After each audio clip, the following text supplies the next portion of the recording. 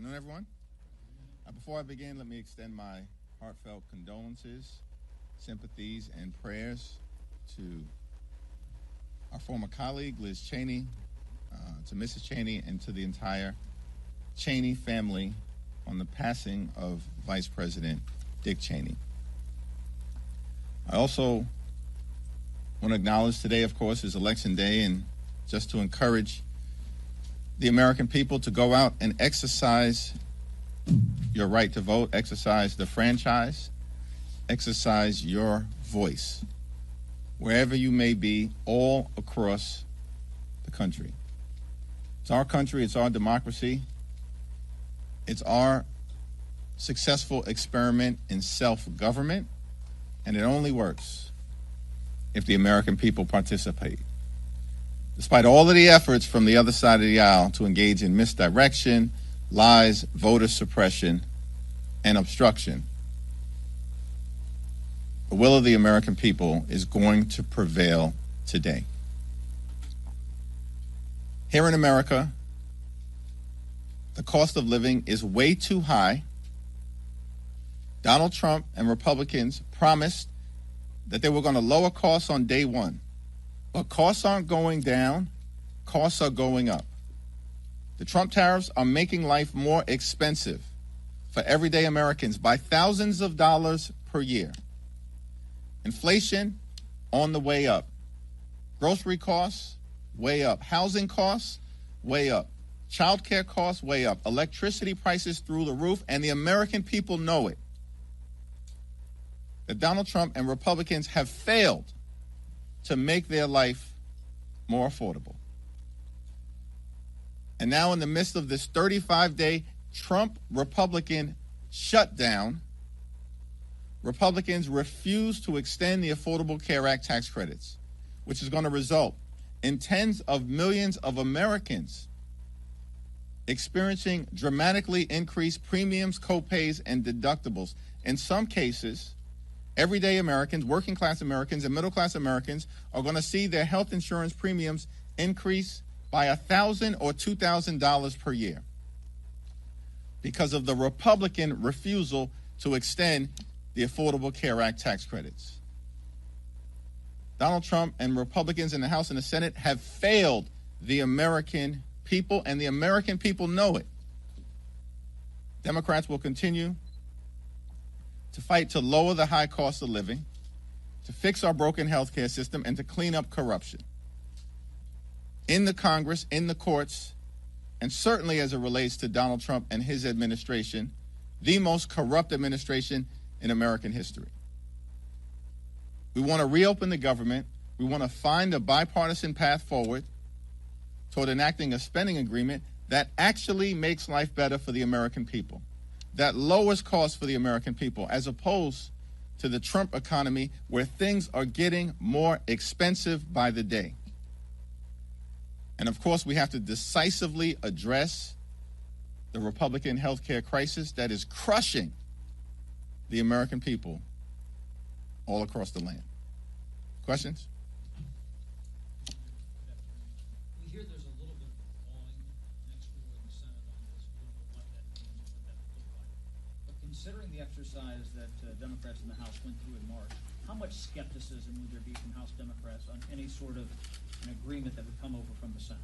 We said from the very beginning that we will evaluate in good faith any bipartisan agreement that emerges from the Senate, reopens the government, makes life better for the American people, and decisively addresses the Republican health care crisis. Until we see details, we're not in a position to do much more than that. Are you more optimistic than you were at all now, based on what you're hearing from next door? We're in the middle of a 35-day government shutdown. Donald Trump is unlawfully withholding billions of dollars in SNAP benefits from 42 million Americans and 16 million children. There's nothing to be optimistic about relative to the cruelty and the pain that Donald Trump and Republicans continue to inflict on the American people. There's nothing to be optimistic about when it comes to the fact that Donald Trump shut the government down. They're forcing hundreds of thousands of people to be out on furlough or to work without pay. They refuse to address the health care crisis that Republicans have created. In a year where they enacted the largest cut to Medicaid in American history, hospitals, nursing homes, and community-based health centers are closing because of Republican policies all across America.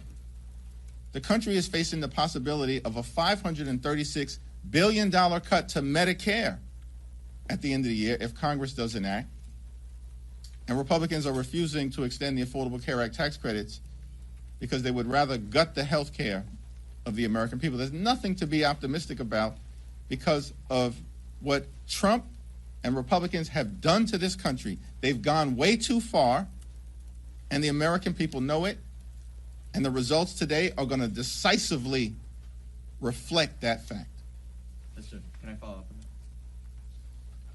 on that? Just to put a finer point on that, you said in September, any agreement related to protecting the health care of the American people has to be ironclad and in legislation. It does not sound like whatever agreement comes out of the Senate will be in legislation. Will you accept something that is a handshake deal? It's the same answer that I just gave. Thank you, Mr. Leader. I know that the filibuster is a Senate mechanism, but President Trump has repeatedly, as recently as this morning, called for Senate Republicans to abolish the filibuster, pass the CR with a simple majority, and also a host of other Republican priorities. You've criticized him for not inviting the legislative leaders to the White House to negotiate. What are your thoughts about him continuing to call for the abolishment of the filibuster within the context of his unwillingness to negotiate? Does that indicate to you that he has no interest in sitting down with not only his legislative leaders, but you and Leader Schumer? Well, Donald Trump has taken a my way or the highway approach to his presidency from the very beginning, and he's used to Republicans simply bending the knee to him. Because these Republicans on Capitol Hill, on the House side and on the Senate side, they don't work for the American people. They work for Donald Trump. And so he's going to continue to make his position clear until they eventually cave, which is what they always do. Because Republicans in this Congress have been nothing more than a reckless rubber stamp for Donald Trump's extreme agenda. And Donald Trump keeps making the point that Republicans have shut the government down, and they're the only ones that have the power to open it up. Republicans who have complete control of the House, the Senate, and the presidency. Republicans who are the ones who passed the one big ugly bill without a single Democratic vote.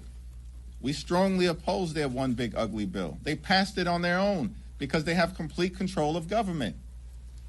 And in that one big ugly bill, they enacted the largest cut to Medicaid in American history, ripping health insurance away from 14 million Americans. And at the same time, they cut $186 billion from SNAP. That's the largest cut to nutritional assistance in this country's history. They literally, in July, ripped food from the mouths of hungry children, seniors, and veterans. And all of this was done so that Republicans could provide massive tax breaks to their billionaire donors in their one big ugly bill. And they did it on their own, my way or the highway, in terms of jamming extreme Republican ideology down the throats of the American people. And so Donald Trump expects to see more of the same from the puppets that are Republicans in the House and the Senate. You said that Republicans always cave. Leader Thune said that the votes aren't there to abolish the filibuster. Are you saying that ultimately Donald Trump's request or demand will win out? If history is any indication, ultimately, compliant Republicans in the Senate are going to cave to the demands of their puppet master, Donald J. Trump. Thank you, Mr. Leader. Thanks. Thank you, Mr. Leader. This election cycle, Republicans have relied heavily on cultural issues, particularly trans issues. If they lose in Virginia and in New Jersey, what does that say to you about Republicans' reliance and dependence on communicating and messaging on trans issues against Democrats? At this point, it's not a question of if Republicans are going to lose. I was in Virginia earlier today. I was in New Jersey over the weekend. I was in California a few weeks ago. They are going to lose because the American people know that Republican policies have failed them. And it starts with the economy, that Republicans promised to lower the high cost of living. But costs aren't going down in America. Costs are going up. The cost of living in this country is out of control. And Donald Trump has not done a damn thing to change it. And in the midst of this 35-day government shutdown, has spent multiple weekends on the golf course, holding let-them-eat-cake type of parties at his luxury resort in South Florida, found $40 billion to bail out a right-wing wannabe dictator in Argentina, and yet Donald Trump can't find a dime to extend the Affordable Care Act tax credits or provide nutritional assistance to hungry children in America to ensure that they can put food on the table. The American people are smart. They see all of this happening in real time.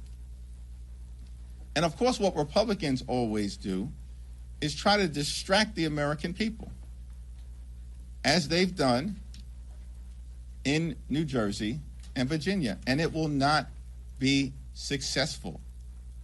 It's over for these people. And we're going to see it today, and we're going to see it during the midterm elections next November.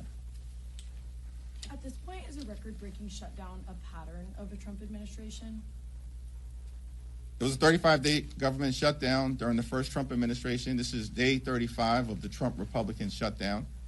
Donald Trump and the Republicans cannot govern. These people are deeply unqualified. And they spent all of last year lying to the American people that they were going to lower the high cost of living, while at the same time distancing themselves from Project 2025. But they've spent all of this year doing nothing to lower the high cost of living. In fact, costs are going up, not down, while they spend all of their time, Republicans spend all of their time implementing the extreme, toxic Project 2025 agenda, including, by the way, as part of Project 2025, ripping away nutritional benefits and SNAP from the American people. I think that's on page 300 or so of Project 2025.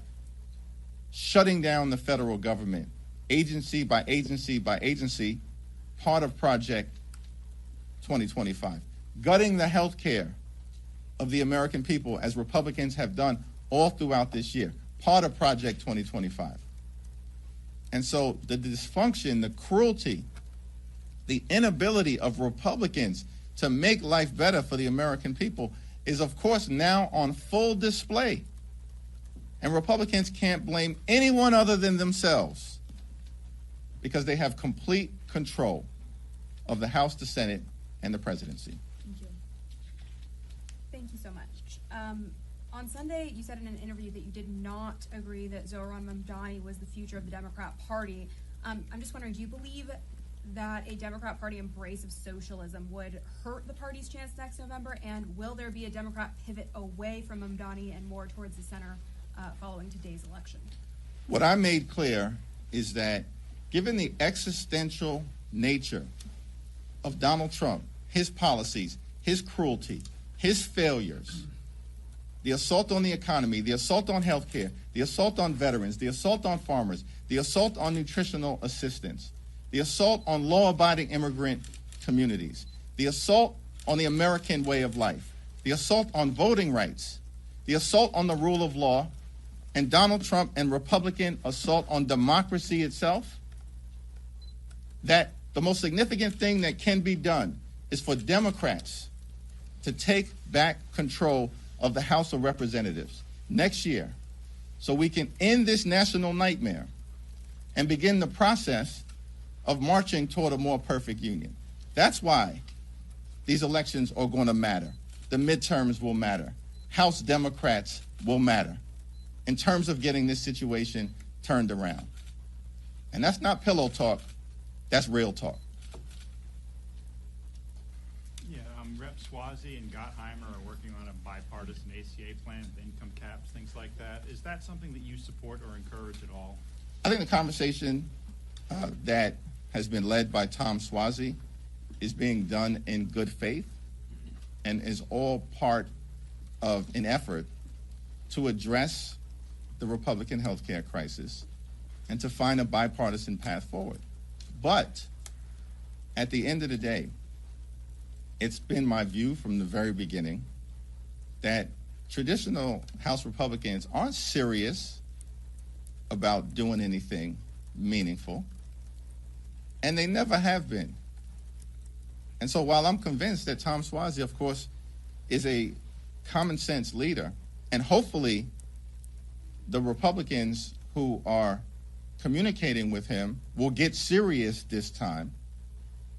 But what we have seen over and over and over again, this happened during the course of the One Big Ugly Bill, they made claims about positions that they were going to take, like never cutting Medicaid or protecting the clean energy tax credits or not ripping nutritional assistance away from children.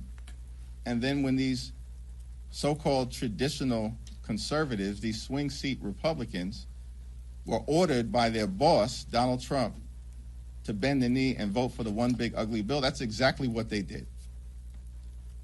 And so I am hopeful that this time will be different.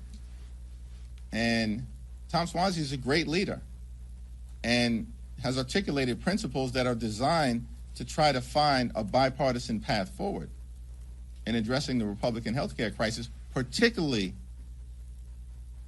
as it relates to extending the Affordable Care Act tax credits. But it seems to me more likely that if there's a bipartisan agreement to emerge, it will emerge from the Senate, not the House. Leader Jeffries, have the ICE agents who put hands on LaMonica McIver been identified to you? You would vow to have their names. They have not been identified to me yet. As part of the court case, it's our expectation that they will.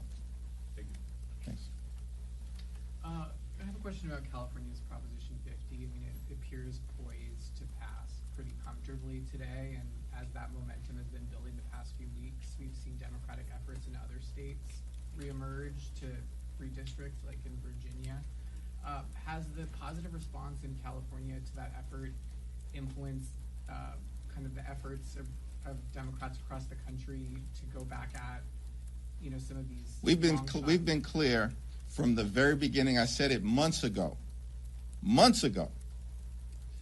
that Democrats would not let Donald Trump and Republicans gerrymander the national congressional map as part of their effort to rig the midterm election. We said it months ago. And that California would be the beginning, but that there would be a decisive Democratic response throughout America, from coast to coast, and at all points in between. And now the American people can see that we absolutely are determined and committed to a continuing response that is decisive, that is immediate, that is forceful, and that is designed to ensure that there are free and fair elections in this country when it comes to deciding which party should control Congress in 2026.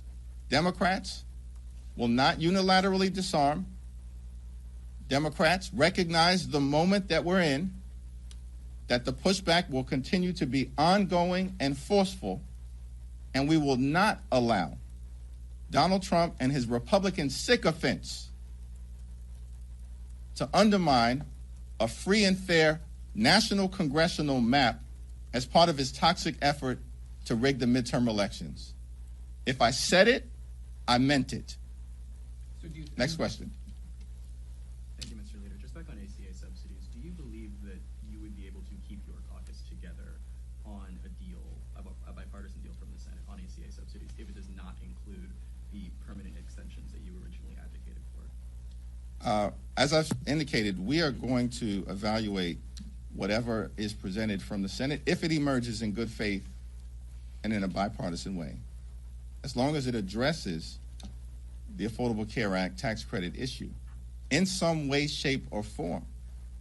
We are in open enrollment right now. Tens of millions of Americans are about to experience their premiums, copays, and deductibles skyrocket. It requires action. And what is clear is that Republicans increasingly understand that. Marjorie Taylor Greene for weeks has made that clear. 13 Republicans in the House wrote to Mike Johnson, the Deputy Speaker of the House, because apparently, according to Donald Trump, he's the Speaker of the House of Representatives. And they said that something needs to happen on the Affordable Care Act tax credits. And now we're seeing movement in the Senate, because apparently Senate Republicans recognize that something needs to happen as it relates to extending the Affordable Care Act tax credit. So we'll evaluate any agreement, if an agreement is presented to us, as a caucus, but not before that. Assuming that there is a bipartisan agreement in the Senate done in good faith, do you believe that House Speaker Mike Johnson would be able to deliver that on his end in good faith in the House? I think that depends on, whether Donald Trump orders him to do it or not. Thank you, Leader. So, Congressman Chuy Garcia appears to be retiring, and it also appears that he waited up until the filing deadline to make this decision, thus paving the way for his chief of staff to have an uncontested primary. This is being called a machine tactic by some people in your own party. Do you have an issue with how this was done? I haven't had a conversation to evaluate the process that was utilized or to talk to Representative Garcia, so I'm not going to comment on it until I talk to him directly. Thank you, Mr. Leader.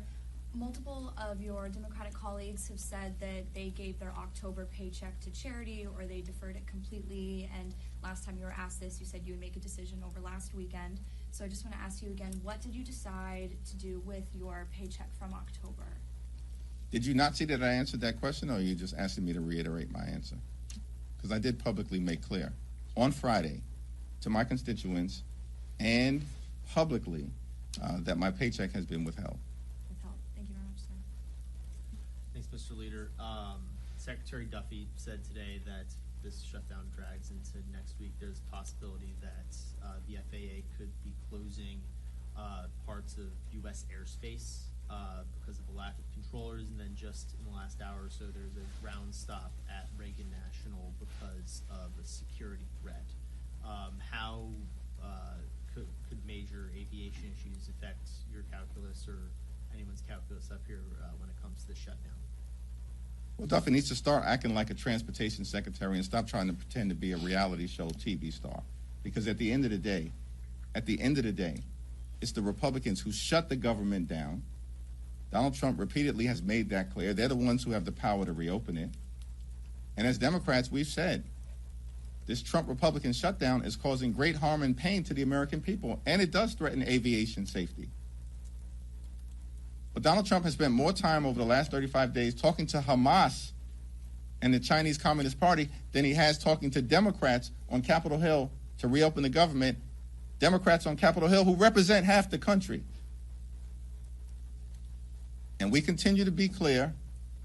We will sit down with our Republican colleagues anytime, any place, in order to reopen the government, protect the American people, find a bipartisan path forward, and decisively address the Republican health care crisis. Thank you, Mr. Leader. I just wanted to ask, when is the last time you spoke to Speaker Johnson about the current shutdown situation? And has the shutdown impacted your relationship with him at all? Do you still have that kind of forward-looking relationship that you've said you've had in the past? We had a brief conversation last week. Thank you, everyone.